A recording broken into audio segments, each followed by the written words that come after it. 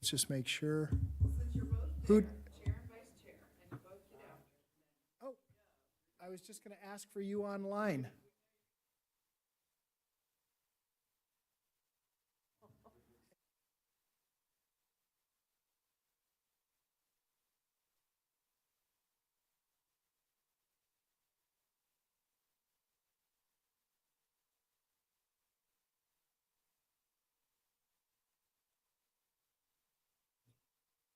All right.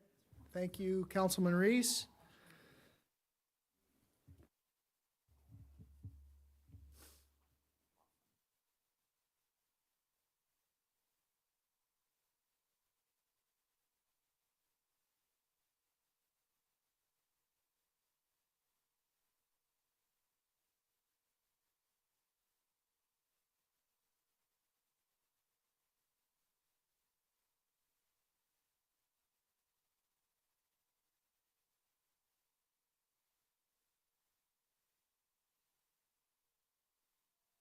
Are we ready?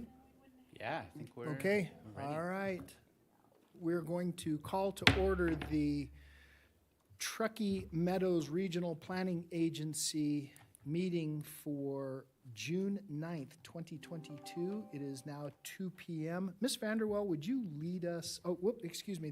We need to do roll call first. We have them reversed of what I'm used to. Would you call roll, please? Yes, of course. Can everyone hear me okay? Naomi Dewar? Here. Ed Lawson? Here. Alexis Hill? Here. Bonnie Weber? Absent. Devin Reese? Here. Diane Vanderwell? Here. Donald Abbott? Here. Jean Herman? Here. Jenny Breckus? Here. Von Hartung? Here. And non-voting member Beth Smith? Also absent. All right, we have a quorum. Thank you so much. Ms. Vanderwell, would you lead us in the pledge today? Thank you. Please join me. I pledge allegiance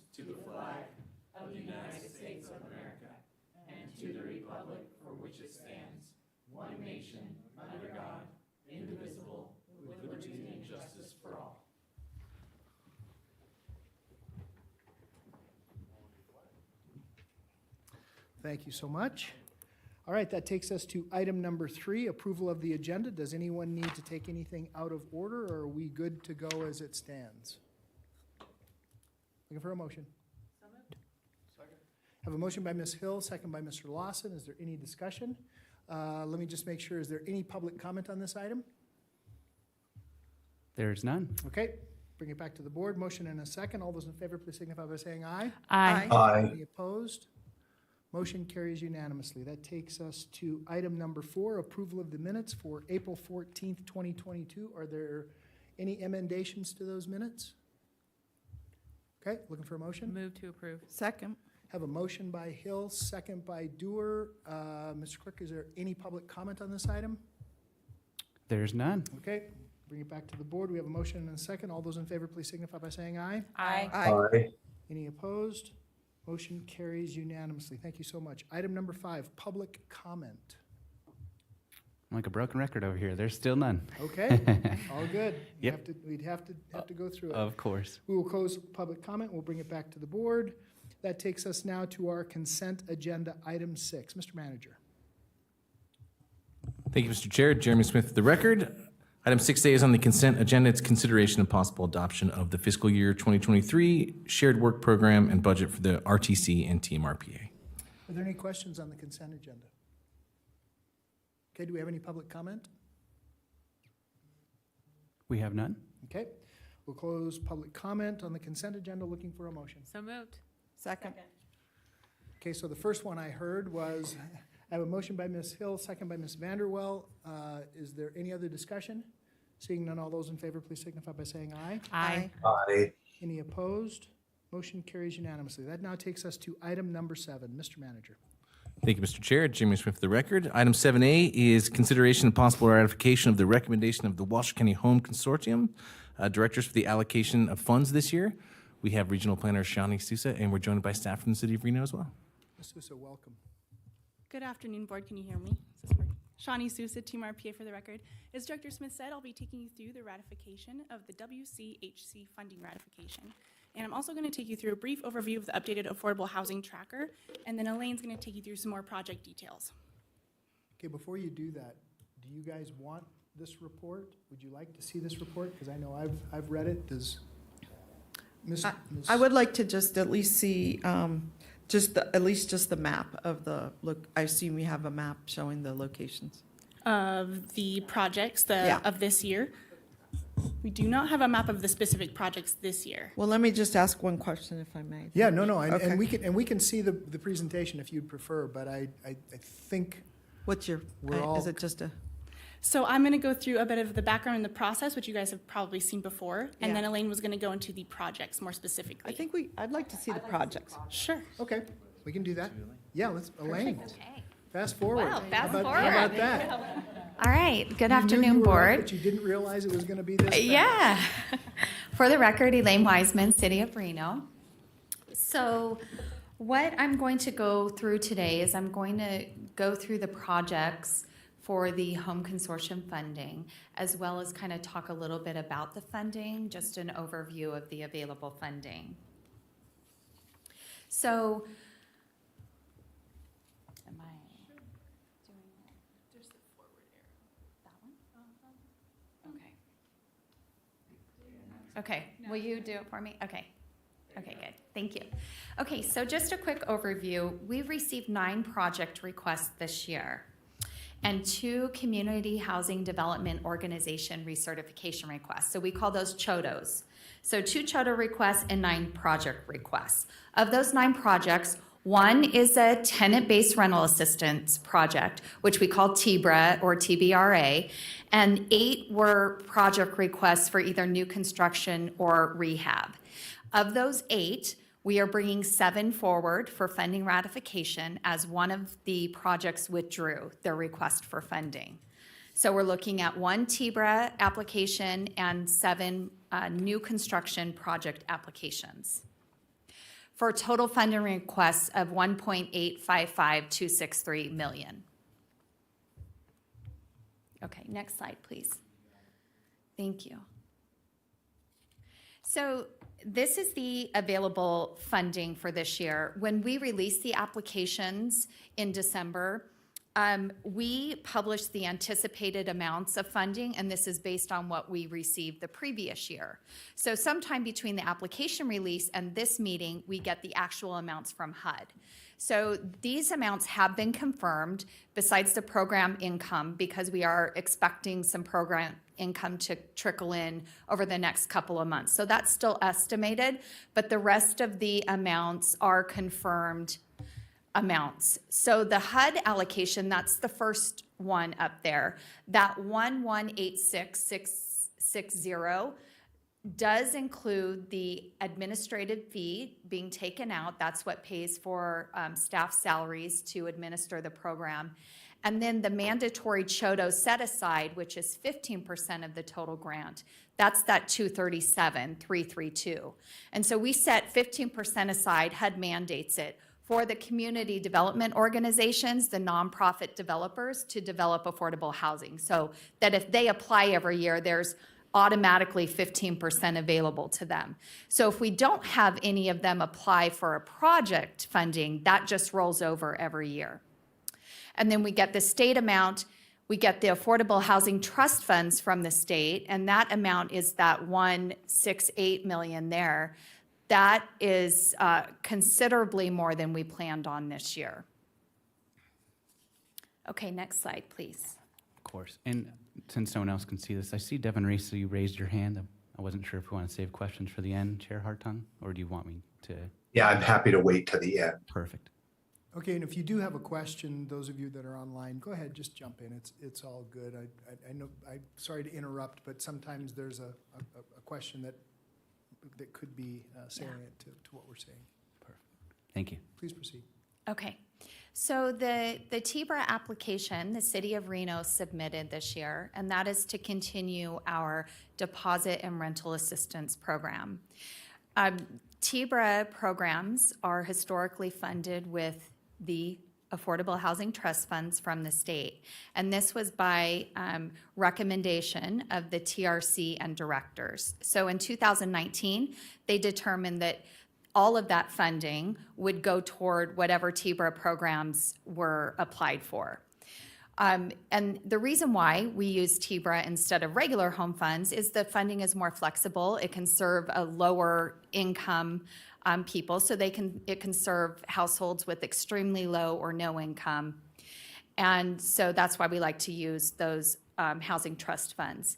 The City of Reno Rental and Deposit Assistance Program is a longstanding program that serves thousands of households. We now administer that program, or people can apply for that program through the Emergency Rental Assistance Portal. Next slide, please. Which this is just a screenshot of that portal. The use of this software, implementing this software, has really increased the efficiency and productivity for this program, as well as the transparency for the households that are applying. They know what they need to upload. It's just really streamlined the process. Okay, next slide, please. The two applications we received for Community Housing Development Organization recertification, so CHODOs have to reapply every 2 years to continue to be a CHODO. We received two applications this year, one from the Ridge House and one from Community Services Agency Development Corporation. So they submit an application. HUD has certain guidelines of things that we have to look at in order to authorize their recertification. So we look at structure, they submit their board minutes, organizational charts, et cetera. We look at capacity, so their budgets, we compare that to the projects that they currently have and the staffing that they have to see if they can actually administer projects or develop projects. And then we look at their experience, so their current programs and projects that they have going on. So both of the CHODOs that requested recertification do meet the structure, capacity, and experience tests or requirements that HUD sets forth. So again, we're asking for you to just go ahead and that's part of the ratification, is to approve the recertification. So now we'll get right into the projects. Again, there are 7 new construction projects. The first one is called Chocolate Drive. It is in Sun Valley at 6400 Chocolate Drive. They're requesting $200,000 of home funds, a 30-year affordability period. All 240 units of the proposed project will be at or below 60% of the AMI. 6 of those, will be the home units, and those will be at 50% of AMI. Next project is Copper Mesa. This is in North Reno on Red Rock and Silver Lake Road. It's new construction. They've requested $50,000 and a 30-year affordability period. There are 290 units, 1, 2, 3, and 4 bedrooms. This project's unique is that they're serving larger families. All of the units will be at or below 60% AMI, and they are going to be offering 4 home units at 50%. Dandini North, this is also in Sun Valley. 384 units. They're offering units to larger families as well, with 1, 2, and 3, 4-bedroom apartments. All of their units will be at 60% and below AMI, with 5 home units at 50%, and they are requesting $50,000 and a 30-year affordability. Marvel Way Phase 2. So Marvel Way previously received home funds for the first phase, and they have supportive living for people in recovery and coming out of homelessness. So this is their second phase. They're asking for $750,000, a 50-year affordability period. It will be 44 units, studio, 1 and 2 bedrooms. The entire thing will be at or below 50%, so pretty deeply subsidized. 3 of the units will be at 30%, and of their home units, 3 of which will be at 30%, 3 of which will be at 50%. And this project will have full wraparound supportive services as well. Pinion Apartments, $50,000 request, 30-year affordability period.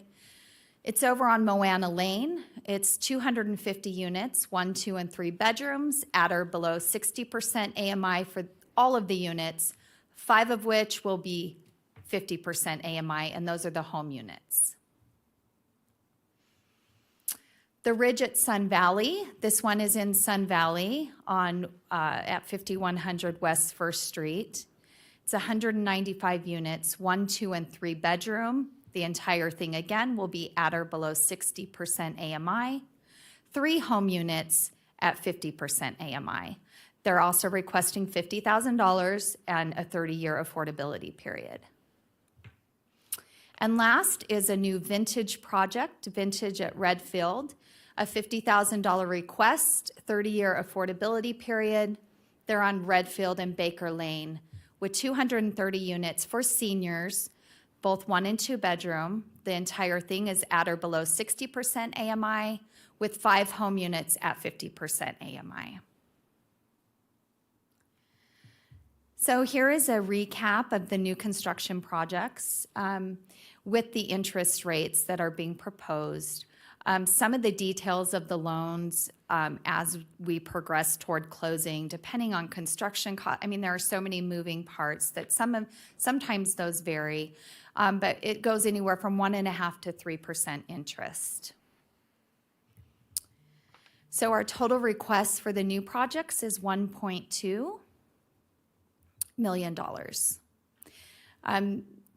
We see a lot of the $50,000 requests, and I'm not sure if this board is aware, but in order to receive the property tax exemption, the projects have to have some home funds in them. So that's why we're starting to see a real minimal request for home funds at the smallest amount, which is $50,000, just so it can trigger that property tax exemption, which allows them to really layer their financing so that they can offer those lower rents. So with that, I will be happy to answer any questions. Okay, we'll start. Councilman Reese, I know you had your hand up. You're the first. I did. Thank you so much, and I appreciate the presentation. I suppose the only ask that I would have is that on the 2 slides that you show where it identifies the projects, if you would just include the number of units. And if you could, please tell me what the total number of units. I think I have done the math, but what are the total number of units that are represented in this request package? 1,633. Okay. And then it relates sort of to the next part of the discussion, which is the update and related changes to the affordability housing tracker. And I just wanted to say for the group, you know, I did spend some time on the tracker, which I think is very good. Obviously, it needs to be updated to 2020. But the one thing I will ask is that when the tracker is put together and you drop into kind of the metrics section of it, which identifies in like an Excel spreadsheet, it also does not total out the units in the region. And so I would like to see that added. I would just like to know how many units are available writ large in the community and be able to track that over some period of time. And so this is all incredibly good information, and the folks at both agencies that are working on it are doing great work. It's just that for our ability to explain and tell the story about our region, we've got to have the numbers that go with each of these. And so I want to just make sure that we're at least giving the information in a way that people can digest it. But ultimately, outstanding presentation, great information. All of these are worthy and valid projects, and I will be happy to support them when the time comes. Great. So Councilman, you're asking for a cumulative total, is that what you're asking? Of all the units in the region? No, I think, no, cumulative. Not, that's what's in this ask. Yeah. Okay, does that, yeah, all right. Yeah. And I think that's a great metric to have so that we can actually point back to it Yeah, great metric. I'm sorry, Ms. Stewart, you had your hand up. Yep, Go ahead. thank you. Couple questions. If we could go back to the slide, one of the two, the one with the one at Baker and Redfield. My first question was, I can't really tell, like, so I'm thinking about Baker and Redfield, and I'm thinking, Baker and Moana, and I'm thinking about that I think there's something on each corner. So there's a city park, which is Moana, where we're building the pool, on one corner. Across the street, there's a mobile home park. Across Baker, there's a parcel, I think, Atlanta spot, so I know it's not that. And so the only remaining corner, and maybe it's not on the corner. So could you just tell us a little more about where it is? I believe this is, so it's on the corner of Redfield Parkway and Baker. Oh, Redfield. Not You said Moana. Moana. Okay. Yeah. Well, there's another one on Moana, but this one is Redfield Parkway Well, and Baker. we had the one at Moana, that was East Moana, but then Okay. I thought you said, okay, so Redfield Uh-huh. and Baker. Baker. Okay, that explains it. So Yeah. next question is, I recently found out, and this is, I think, would be of interest to everyone, that on these affordable projects, that they can raise the rent based on the HUD recalculated AMI. Could you just tell us about that? Because that issue, and I didn't know that, I thought like they got in and they had the rent that was set through this process. And I've had people reaching out to me even this week with rent increases in homes that are affordable, that went through home funds, that are Section 8. And the rent increases are not like $50, they're like $150. So could you just tell us all about that? Sure.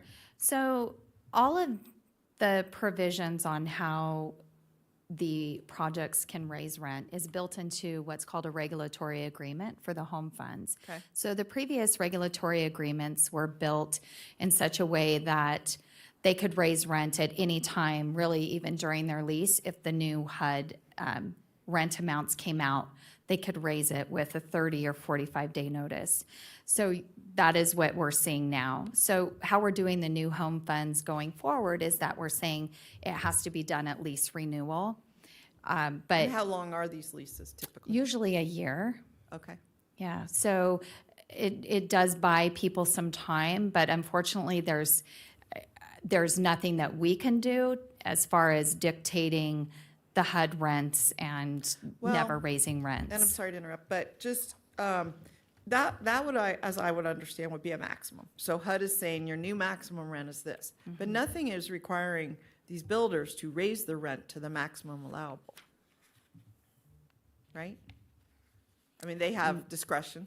They're not mandated to raise their rent. Yeah, I believe they have discretion. I think, again, they have regulatory agreements with all of their other funders as well. So I just know for our Okay. specific home units. Well, I'll just share with my colleagues that I'm really concerned about this because we put a lot of money into these through the home funds, and the other layering funds, while they may not come right here, they come either to City of Reno or somewhere else. There's other layers of funds. And it just seems that in this day and age, with apartments in such short supply and with rents skyrocketing, I have one group of people that are not affordable, but they're all seniors. Their rent's going from $1,100 to $1,760 in one fell swoop. That's $660. They're all seniors. You know, it seems like we have some ability through these awards to ask them to hold the rent steady, you know, for some period of time. And I don't know what anybody else thinks. I mean, even a 2-year period, something to where the people know what their rent is and they're not facing, you know, Reno Sparks, we're known as like the either number 1 or 2 fastest raising rent in America right now for mid-size markets is what I've been reading. And so I just wonder if there's anything we can do. So do you have thoughts or my colleagues have thoughts? I don't know. Hold on a second. I don't think we're styled for that Okay. today, are we, Ms. Prunty? Well, I figured we're styled for approval and part of my We are. approval. Well, we are. Oh. Ms. Prunty, will you chime in and talk to us about this? Yes, Jessica Prunty for the record, and you're styled for ratification. That's the area of authority for the governing board is to whether or not to ratify the allocation of the funding as presented by the other local governments. If you want to delve into whether the parameters of the ILA or this body's authority can condition that ratification, that would have to be styled for another day. And I would certainly want an opportunity to review the ILA and give you any recommendations from a legal perspective in Okay. that regard. Well, and I don't even know if anyone else has a level of concern. I mean, I'm facing it very frequently, and it struck me, I was very pleased to see we had one for 50-year length, which means we don't have to go back in and have this emergency like we've been experiencing over at City Reno where things are going unaffordable. But I wondered if there was a step we could take, and so that's why I'm asking, it seemed like the right time to bring it up, and so. Okay, no, a legitimate question. Ms. Hill? Thank you, Mr. Chair. And to Councilmember Dewar's question, I know that in our housing group, there are some opportunities for federal grants to close the gap. And we are looking at those of closing that gap of what would be, what the folks can pay in rent and then what is the new increase can be. So I would like to know the specifics of this, where this location is, and I think that we can get our housing folks working with them. And as we mean the county? Yes. Okay, so you're saying the county may have a program, and this would be separate, let's say, than Reno Housing Authority, that could But maybe- they also work in conjunction. I just know I met with the county team. I'm just saying, if you want to, we can talk offline That could about be the this. immediate problems, and I'm just looking at these that we're looking at approving now. I figured, thank you so much, because I am going to come visit, but these I'm trying to prevent the problem, like, let's say these get built in 2 years, right? That they're actually afforded, I mean, they're funded and they're built, you know, are they facing a rent increase in 1 year? Or the lease term you said is typically 1 year, and I didn't know if that was something we could weigh in. So I'm just asking the question right now at this juncture versus trying to remediate it in the back end. Okay, Mr. Lawson? I know in Sparks, we have a senior advocate that's negotiating 3-year terms and then renegotiating halfway through the contract, so seniors have a more stable knowledge of what's going to happen to them, so. And that senior advocate is like a Sparks employee or? No, just a volunteer, and she's Oh, a going volunteer. around, she's actually going to each landlord and getting them on this program, and you probably know more about it, Diane, than I do, or Donald does, but it's a great program for keeping seniors in their home, so they know what their rent increase is gonna be well in advance. So they don't get a $660 surprise. Yeah, so let me ask you, and that's in a project that has home funds, that's affordable, that's senior, that's just like these. So what I'm just trying to do right now is anticipate that problem and ask the question, if we can't do something here at TMRPA, could we have done something back at our city, county agencies? I mean, when would be a right time to converse about this, is my question. And process-wise. Not sure whether we. I mean, you're our pro. Right. I mean, this is something that we can talk to our attorneys about when we're negotiating the home loan agreements. We can certainly look at our home loans and see what we can do as You far mean even as, after today or prior to it today? for these new projects? Yeah. Right. We won't start negotiating home loan agreements for another year on these. So that is something that you could at least consider if we approve these. Yeah, absolutely. Well, that's something I would be interested in. I don't know about the others, but I like what you're doing. And if they could have longer leases, they'd at least have more certainty than a 1-year lease and, you know, have a rent for a certain period of time. I mean, maybe, Mr. Chair, that would be, if we're approving this, which I'm very supportive of, maybe that could be some additional direction, is the next step is these legal agreements and to at least discuss it with them. I don't know Okay, if that so could, Hold, hold on. Did you want to, and I'm sorry, I don't know your name. Hi, Monica. Did you, Ms. Cochran, would you like to? Yeah, Monica Cochran for the record. I was just going to kind of piggyback on what Ms. Wiseman was saying. And a lot of this falls back onto, you'll notice as she described a little bit earlier, that many of the agreements are $50,000 agreements. And that is because in the state of Nevada, you have to receive home funds to get the tax exemption, which helps these programs or these projects pencil. That is not the case in the rest of the country. And so what we're coming up with is a situation where the home funds are not being used for what they were intended to be used for. They are really a but-for funding mechanism where we would fund more nonprofit organizations, the Chodos and such, who probably would be very open to having those types of discussions. I think this is something that we can go back and talk to our legal about, look at the agreements and see how that would work out. But as Ms. Wiseman said, many of, well, actually not many, all of these deals, Mr. Klippenstein, he identified it as lasagna. I used to say it's very, Yes. the financing is so complex, there's so many layers to it, and he called it lasagna one day, and I'm like, that's totally what it is, it's lasagna. And so there's so many different funders that are coming in, and trying to even keep the rents at 60% is even a challenge for them to pencil, but there's so many different challenges, and the tax exemption is one of them. Hopefully, I'm on a policy committee, and we're looking at, during the next session, bringing some legislation forward to tie the tax exemption to other funding sources, not just home. And so I think at that point, what we're going to see is many of the private developers not coming in for the home funds because they don't need them. But So what if we I will- could interrupt you, Monica. Okay. So what you're saying is, they come in to get this is the thing that makes them eligible for the tax exemption. Correct. If there wasn't, they wouldn't even be getting home funds. Correct. I mean, so when you say but for is what you mean is, this is what gets them in the door. Well, I meant home funds are intended really but for this financing, this project wouldn't happen. That isn't the case with most of these units. They don't really need this $50,000 to make No, the but project they need their happen. tax exemption. They do. But that's why we're working, the whole state is working on some new legislation that hopefully would tie the tax exemption to also some other funding sources. Yeah. And then what we will see is the $2 million probably going to organizations that need it to actually make the project happen Got it. monetarily. So given all that, and I don't want to get us too far off track here, all I've asked is I'd like to approve this, and I would like to give our staff direction so that when it comes to the legal agreements, they at least have this conversation, and it makes sense to me, rather than we all coming in Sparks, Reno, Washoe County, plugging gaps and emergencies. So if you can make that happen, that would be, I mean, they want the tax exemption, so we have something they want, and we want something, which is we want people to not have the sticker shock. Every year, I have people moving out of the senior living that they just moved in. They get it. Okay? They understand. Okay, thank you. Okay. 100%. Hold on just a second. So, Mr. Reese, I have your hand still up, and then I do. Ms. Vanderwell, and then Ms. Hill. Okay. Thank you, Mr. Chair. I think Councilmember Dewar's heart is in the right place, and she's acknowledging a very real thing that we're all seeing in the community.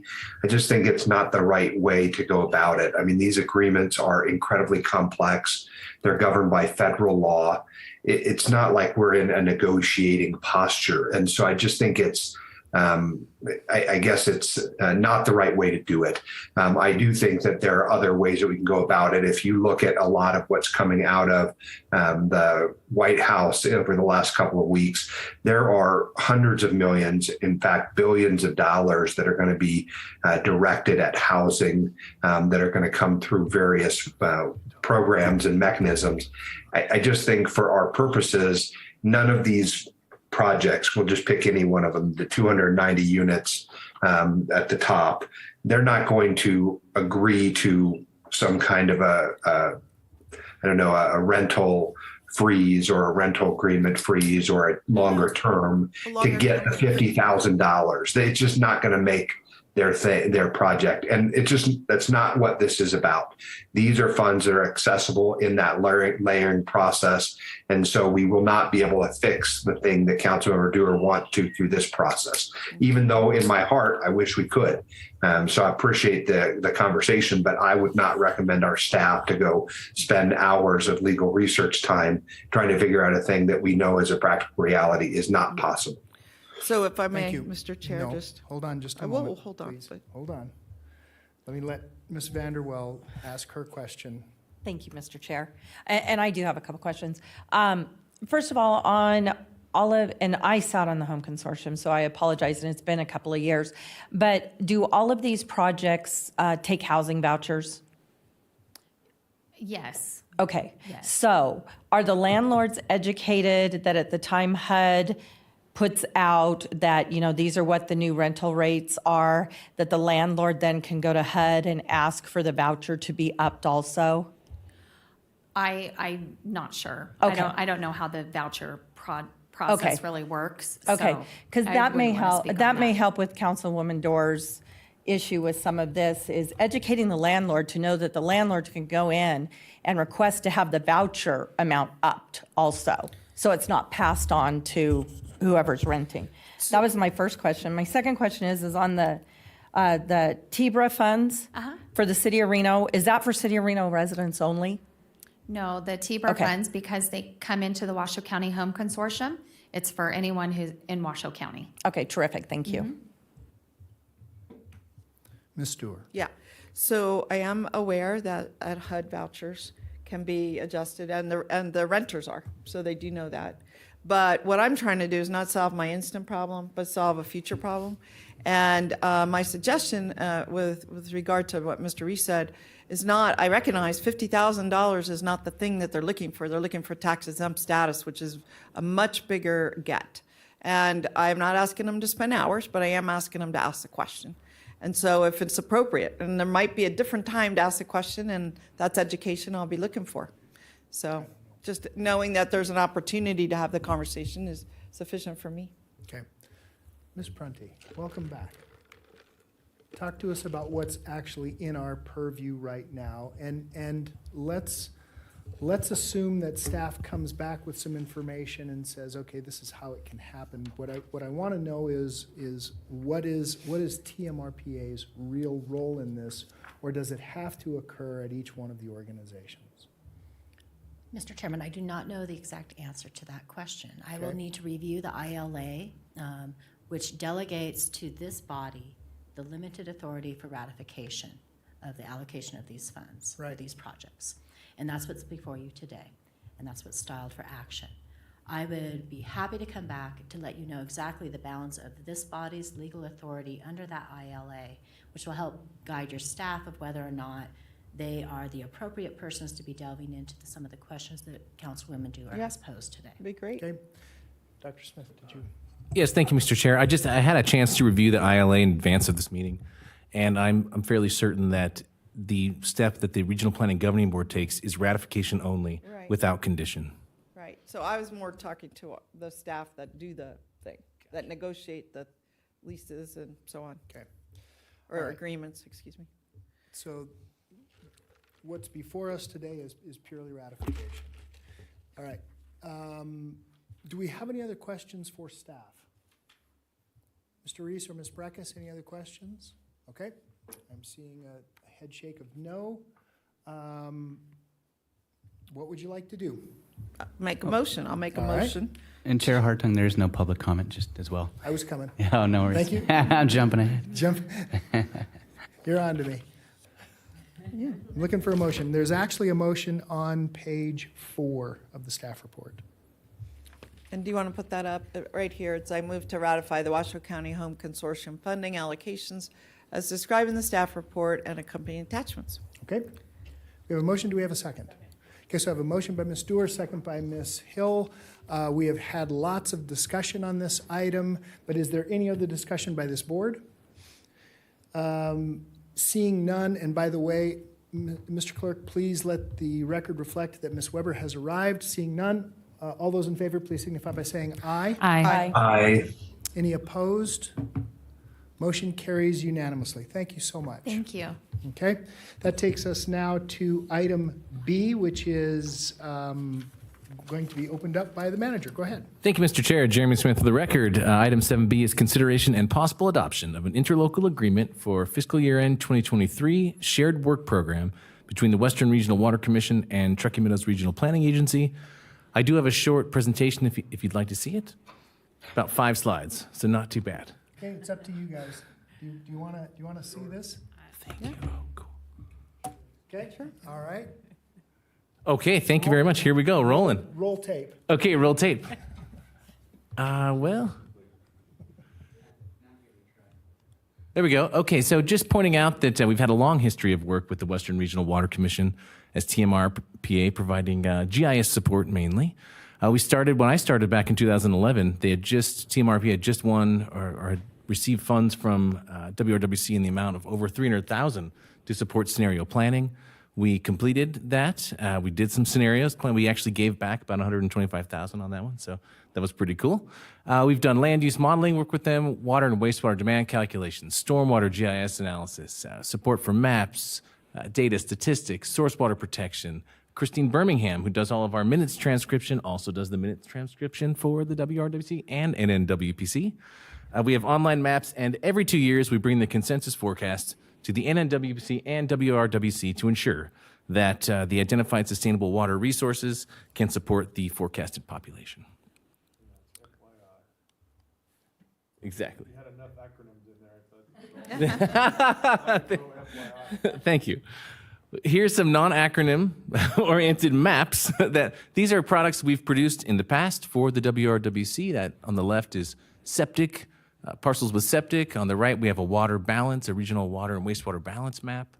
We've got stormwater work, wastewater generation in the bottom there in that table by reclamation facility, and the source water protection online tool at WashoeCountyCleanWater.org. Okay, so this interlocal agreement will formalize the relationship, and the budget at WRWC and at TMRPA has reflected that. Up to $50,000. In the past, I think we've hit around $15,000 to $20,000. So we may get up to 50, but I believe I budgeted 25 to be more conservative in our budget. The things that we'll be hitting are the GIS modeling analysis aspect I talked about. With the new program manager, Kim Rigdon at WRWC, there's a thought to kind of revitalize the regional water management plan to some degree, make it more graphic and engaging. So Shawnee and the staff at Team RPA are going to be on board to help with that as part of this agreement. We continue the minute transcription, and there is a small pass-through to help the One Truckee River update or establish and update and maintain their Nevada Tomorrow Truckee River dashboard. Okay, we'll review that annually, just like we do the RTC agreement. So every year we'll take a look and bring it back for your ratification. With that, I have a motion on the screen above. Thank you, Dr. Smith. And so I will just start out here by saying, so Councilwoman Dewar, you serve on WRWC. Yes. Councilwoman Weber, you serve on WRWC. Commissioner Hill serves on WRWC, and I serve on WRWC. So it's a, it's Donald now. I beg your pardon. Thank you for the correction. It's Councilman Abbott. So you have 4 WRWC members here.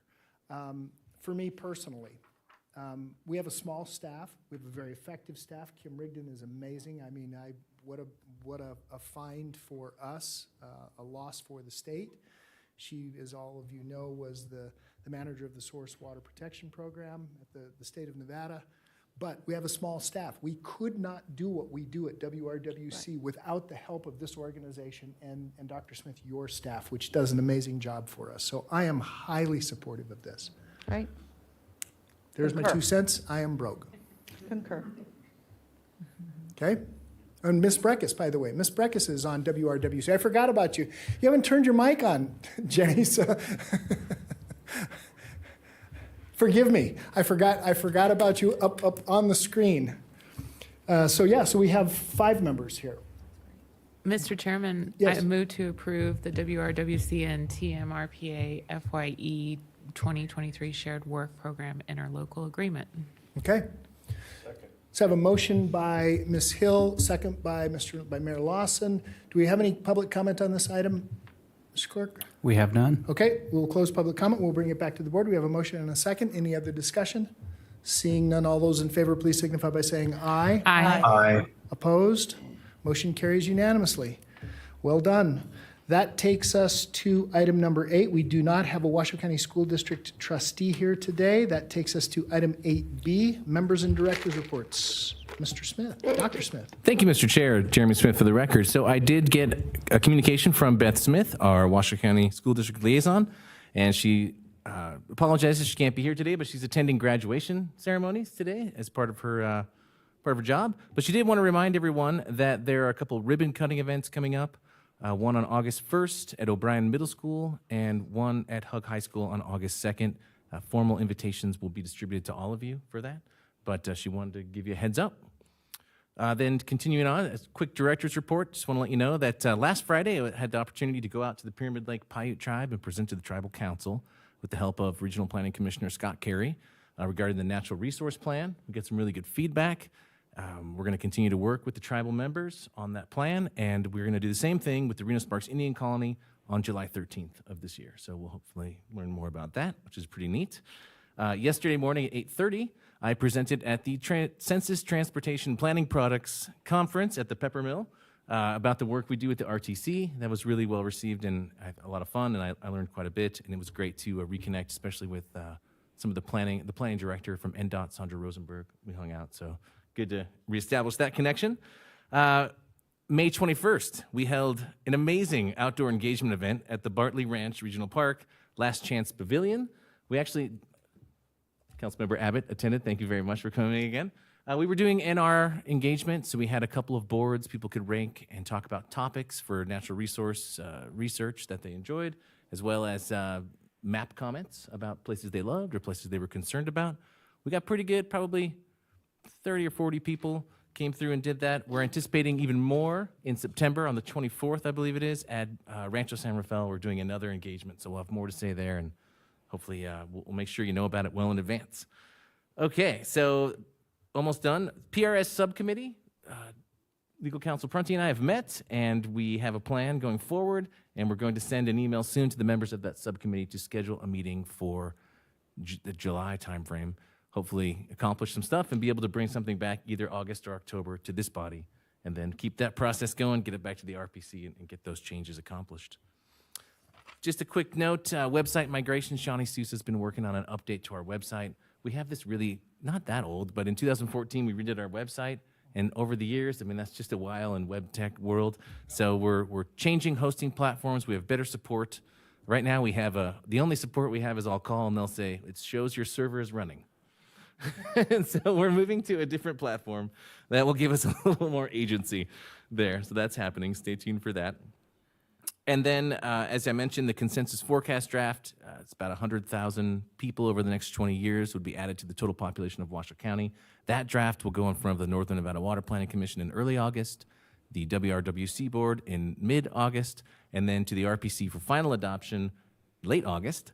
And then we'll bring it back here in October when we do our annual housekeeping regional plan amendment to add that into the regional plan as Appendix 4, I believe. With that, our next meeting will be on August 11th here at the county chambers. We'll be bringing you the Truckee Meadows annual report, hopefully a public infrastructure plan scoping document and discussion, and possibly that PRS subcommittee. So with that, thank you for listening to my report. Okay. All right, thank you so much. Any questions for Dr. Smith? Okay, before we move on to our legal report, anything that members want to report on? Okay, we will close that. Let me just make sure that nobody on the screen, forgive me for neglecting you guys up there. That takes us to item 8C, Legal Counsel's report. Ms. Prunty? Yes, thank you, Mr. Chair. Jessica Prunty for the record. As Director Smith pointed out, he and I met to discuss the PRS guidelines, and we will be looking forward to the next meeting of that subcommittee. Okay, very good. Okay, that takes us now to board member comments and requests for future agenda items. Oh, Jenny. Mr. Chair. Forgive me. Okay, I was looking up and down the dais. Go ahead. The floor is yours, Ms. Breckus.